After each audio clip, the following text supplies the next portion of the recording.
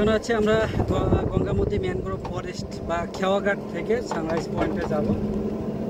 এইগুলো হচ্ছে হাইডেন প্লেস। আসলে এই দিকটায় তেমন একটা গেস্ট আসে না, খুবই কম আসে। আমরা হচ্ছে সরাসরি একবারে রোয়া ইডিয়েট ছাড়া, যেমন গাড়ির শব্দ কিন্তু শুনতে পাচ্ছেন, আমাদের কাছে কোনো স্পিকারও নাই, কিচ্ছু নাই, জাস্ট একটা ফোনের ভিডিও আর আমি কথা বলতেছি। জায়গাগুলো আসলে অনেক সুন্দর।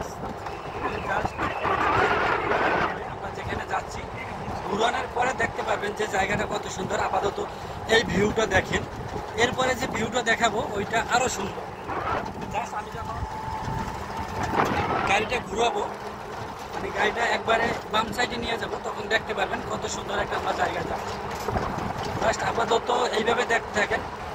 জানি না আমার কথা কতটা ক্লিয়ার আসে, কারণ গাড়ির শব্দ এবং সমুদ্রের সাইডে প্রচুর পরিমাণে বাতাস। তারপরও জাস্ট ভিউটা আপনাদেরকে দেখাবো, কত সুন্দর একটা ভিউ। দেখেন জাস্ট এই কিন্তু সরাসরি একবার আমরা সমুদ্রে চলে আসছি।